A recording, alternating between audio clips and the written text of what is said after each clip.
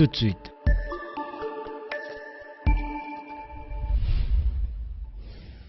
Le journal.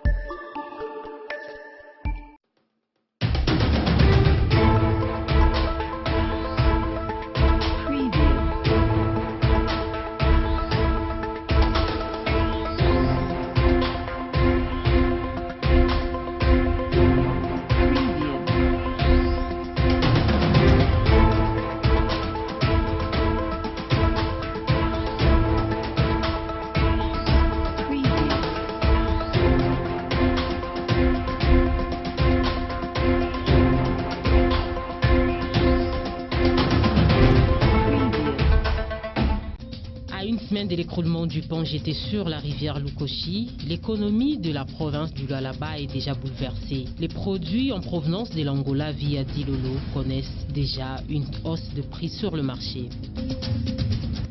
Célébration ce mardi 2 octobre de la Journée mondiale de la non-violence. En République démocratique du Congo en général et au Lualaba en particulier, communicateurs, sociologues et analystes politiques ont essayé de donner un sens à cette date. Madame et messieurs, bienvenue dans ce journal. Un camion transportant des casiers de bouteilles de bière a vu l'un de ses câbles soutenant le dit casier se détacher. Des dégâts énormes ont été constatés. Odilon Moepou. Difficile de marcher avec des pantoufles ou des babouches ce matin au croisement des avenues Kassavou et Madouda. Une avalanche des débris de bouteilles en pleine évacuation. Des casiers, bouteilles de bières brisées et certains inclinés. Le détachement d'un câble du camion en serait la cause. C'est une désolation. Comme vous l'avez remarqué là-bas. Alors le câble a lâché, c'est ce qui a causé cet accident. C'est-à-dire qu'on va renverser les casiers parce que le câble a lâché. Ce n'est pas dit à quelque chose d'autre. Juste les câbles. Quand les câbles lâchent, les casiers tombent. C'est comme ça que ça se passe. Nous étions le matin dans l'atelier, nous avions entendu le bruit de l'explosif. Nous sommes sortis, nous avons vu des bouteilles cassées. Les câbles qui soutenaient les casiers n'étaient pas serrés. Et les bouteilles sont tombées. Ce sont les câbles qui étaient à la base car ils n'étaient pas serrés. En voulant virer, les casiers étaient inclinés d'un seul côté et les câbles ont lâché. Argument balaye d'un revers de main. Je comprends que c'est un mauvais angle qu'il a pu prendre. Ceci ne devait pas arriver s'il avait un bel angle. Après ces désastres, ça ne suivit un embouteillage des véhicules. Communément appelée rivière d'Ilala, servant de travaux aux habitants environnants, il connaît une pollution due au contenu de faux septiques des habitants résidant sur l'avenue Salongo. Ces riverains veulent l'intervention de l'État. Coucou Panou. Elles y coulent lessive ces femmes. Ce petit ruisseau vient à la rescousse de ces riveraines qui ne savent à quel sens se vouer. Face à l'impossible, nul n'est tenu. Elles sont contraintes d'user de cette eau pourtant dangereuse. En face de ce petit ruisseau, des toilettes avec leurs fosses septiques. Le contenu de ces derniers y sont déversés. C'est un cataclysme. Toute cette partie est remplie de contenu des fosses septiques et qui sont déversés dans ce ruisseau. Nous allons tomber malades. Nous n'y pouvons rien. Accusés, les propriétaires de ces fosses septiques n'ont pas acquiescé. Ils subissent aussi le même déboire. Si vous voyez la disposition des toilettes de nos voisins et l'état de leurs fosses septiques, cela endommage cet endroit. Lorsque nous nous levons le matin, nous trouvons ces matières dans nos parcelles. Nous sommes effrayés, surtout avec le début de la saison pluvieuse. L'État congolais doit mettre le point sur les i pour faire arrêter ces gens qui ne continuent pas à jeter les ordures et autres dans cette eau qui est en train d'aider quand même un certain nombre de la population. La police de la protection civile est déjà saisie de la situation. Hausse des prix de farine sur le marché au Lualaba. Vendeurs et acheteurs n'y savent expliquer ce phénomène. Cette denrée, d'ailleurs vitale, devient petit à petit un casse-tête. Mikantenga.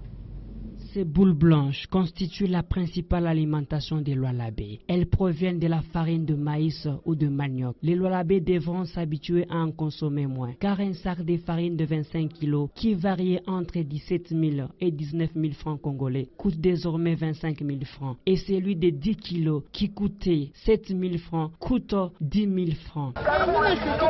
J'étais surprise de voir un sac de farine qui coûtait 17 000 francs à 25 000 francs. Je ne comprends pas. Quelle autorité s'y penche pour savoir ce qui est à la base de cette hausse?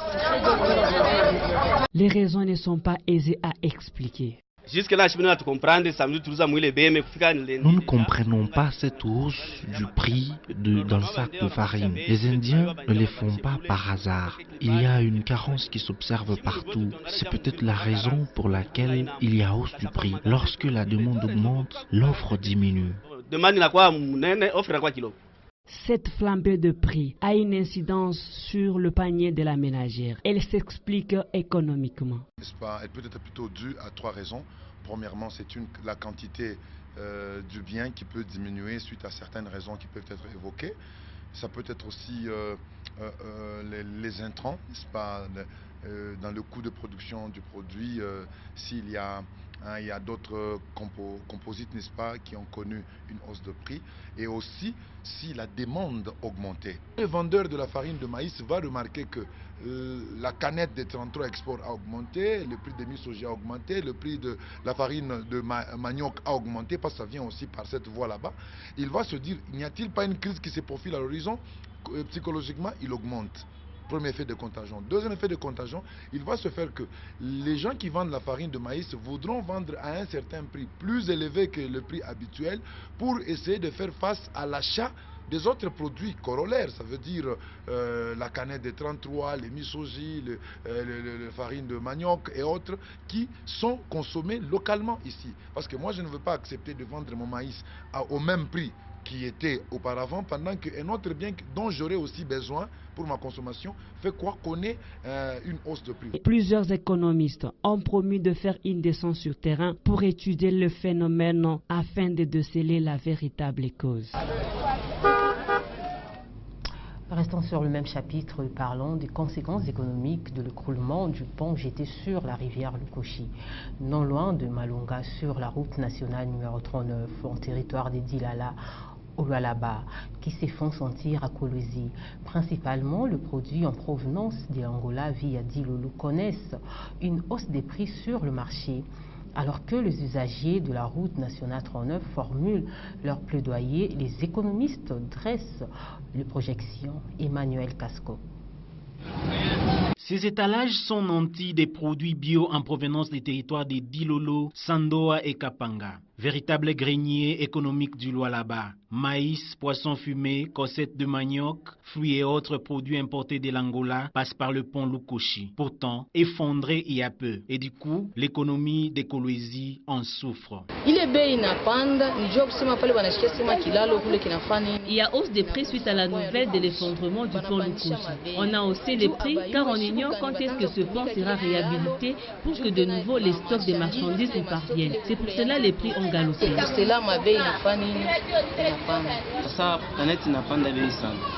Concernant les canettes, il y a vraiment hausse de prix. Mais les autres produits comme le sucre et le riz, les prix sont intacts. C'est à cause de l'effondrement du pont que le marché est vraiment en baisse. Initialement, on s'est procuré les canettes à 15 500 ou 16 000 francs la farde. Présentement, c'est à 18 000 et plus. Je viens d'en prendre à 18 500 pour le revendre à 19 000.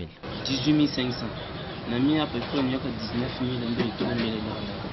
Pour d'autres usagers de la route nationale 39, sa réhabilitation requiert célérité. Ces ponts doivent être réhabilités au plus vite, sinon Dilolo sera enclavé. Une conséquence néfaste tant pour Dilolo que pour Kolwezi, comme la hausse de prix que nous ressentons déjà sur les canettes de bière et autres produits. Les autorités doivent faire de leur mieux pour que Kolwezi ne connaisse pas une crise alimentaire. Quelle est l'analyse économique possible face à l'affaissement de ces ponts? Premièrement, les conséquences sont seulement d'ordre économique. Alors si aujourd'hui il y a cette rupture, cela marque des graves conséquences économiques. Deuxièmement, il va s'en suivre une hausse de prix. Il n'y a plus de communication, il n'y a plus de transport de biens du centre de production vers le centre de consommation. Il y aura déjà une certaine carence qui va se créer au centre de consommation qui est Kolwezi. Et la conséquence directe, c'est quoi? C'est la hausse de prix. Toutes les denrées alimentaires, les bières et autres. Un regard sur le projet de réhabilitation de l'axe Kolwezi-Dilolo laisse voir parmi ses caractéristiques une capacité portante de la chaussée de 13 tonnes par essieu et un pourcentage de surcharge n'excédant pas 10%. Ce qui amène certains spécialistes à parler d'un échec avant même la réhabilitation de cette route où la présence de poids lourds est inévitable. À ce sujet, le député élu de la circonscription de Kolwezi, Patrick Thierry-André Kakwata, s'est exprimé sur l'affaire du pont sur la rivière Lukoshi qui s'est écroulée. On l'écoute. Les conséquences, vraiment, il faudrait le dire. Pourquoi? D'abord, sur le plan de la distance, le port de Lobito est vraiment proche de la province du Lualaba, que si nous devons aller vers Kasumbalé, ça pourrait aller atteindre la Tanzanie, ou soit aller atteindre l'Afrique du Sud, ou soit aller atteindre la Namibie. Vous voyez que vous êtes obligé de dépasser plusieurs pays pour atteindre un port, mais tandis qu'à partir de Kolwezi, à partir du Lualaba, vous n'avez qu'un seul pays où vous entrez et vous êtes directement au port de Lobito et plus. Donc cela veut dire que ça a beaucoup d'implications de ce côté-là. Nous, on appelle ça le grenier agricole. Le grenier agricole qui alimente la ville de Kolwezi, qui alimente même jusque dans le Lubudi, voire même jusque Lubumbashi sur le plan agricole. Donc les prix de la denrée alimentaire puissent prendre de l'ascenseur. Ça c'est un premier point. Ou soit nous allons encore dépendre plus, dépendant de l'extérieur, qui ça sera maintenant, nous allons nous retourner vers la Zambie pour chercher la farine de maïs, pour chercher le sel et tout, et dire que nous sommes maintenant cassés, et d'autant plus que nous allons dans une mauvaise période. C'est la période pluvieuse. On ne vous dira pas que les routes là-bas sont des routes asphaltées, ce sont des routes en terre, mais qui ne sont même pas encore aussi entretenues. À cela, ajouter qu'il y a un pont qui s'est écroulé, on ne sait pas comment est-ce que nous allons relier les deux bouts de la province. Donc vous voyez qu'il y a beaucoup de choses, il y a beaucoup d'implications, et aller faire un pont, c'est pas quelque chose qui vous coûte un mois, ce sont des mois. J'ai eu à suivre le point de presse de l'autorité provinciale qui parle à ce qu'on puisse demander, ou soit le gouvernement central aurait demandé à la SNCC de multiplier la rotation des trains sur Dilolo. Je me pose la question, le gouvernement central doit demander, ou bien un gouvernement donne des injonctions? On demande à ce que Airfast, l'avion Airfast, puisse commencer à desservir Dilolo, mais le coût d'un transport aérien n'est pas le même que le coût de transport routier ou de transport fluvial. Je suis en train d'implorer le gouvernement, en ma qualité de député national, ici député national ayant un mandat national, député national de Kolwezi, député national du Lualaba et député national de la République démocratique du Congo, je suis en train de plaider que le gouvernement puisse mettre ce cas de ce pont de Lukoji, de Dilolo, en priorité 0. Et d'autant plus qu'on dit que c'est sur la nationale numéro 39. Donc la route est une route nationale. Il faudrait qu'aujourd'hui qu'il y ait une priorité 0, que nous puissions prendre cette route-là au sérieux et qu'on puisse la réhabiliter. Parce que la praticabilité déjà sera un problème pendant cette période pluvieuse. Le monde célèbre ce mardi 2 octobre la journée de la non-violence. Cette date a été instituée en 2007 par l'Assemblée générale des Nations unies en mémoire de Gandhi, les pionniers de la non-violence. Quel sens accorde-t-on à cette journée en RDC, surtout au Lualaba? Communicateurs, sociologues et analystes politiques ont répondu à cette question. On les écoute.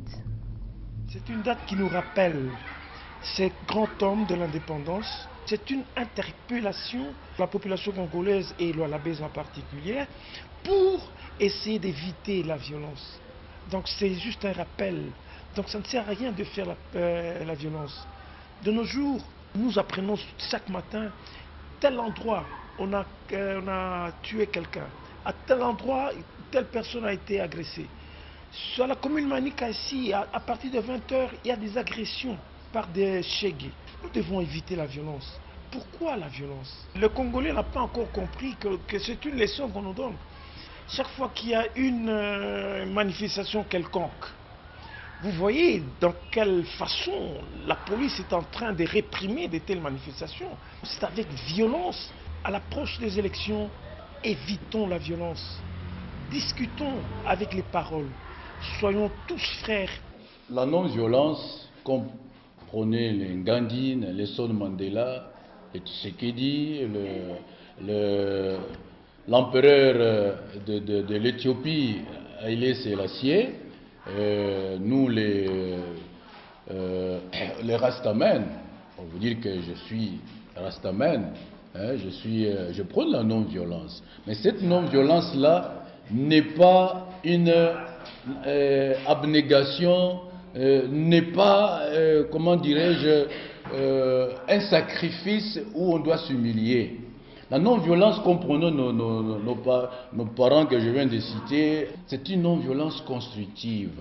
Ça veut dire à une action, il correspond une réaction. Tout dépend de contexte. Gandhi a estimé que pour mener la lutte, il ne fallait pas faire recours à la violence.